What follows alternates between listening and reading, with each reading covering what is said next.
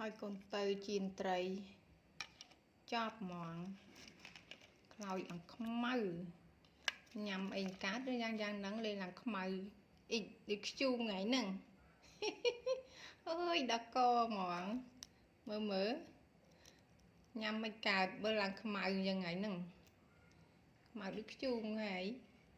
ចប់ហ្មងកូនបើ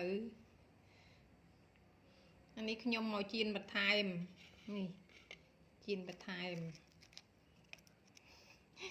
បើមិនចឹងញ៉ាំអត់កើតទេបើកូនបើជៀនលេងខ្លោចត្រីអស់ហើយនេះមកជៀនបន្ថែមទៀតនេះបានឆ្អិនផាគេអើយកូនបើហើយកូនបើមើលឡើងខ្មៅយ៉ាងនេះញ៉ាំមិនកើតមើលខុសគ្នាអេកូនបើខ្ញុំមើលចុះខ្មៅឡើងដូចខ្ជុងអានេះបានឆ្អិនផាគេអានេះវាឲ្យឆ្អិនទេឲ្យខ្ជុងបាត់ហើយចប់ហ្មងកូនបើ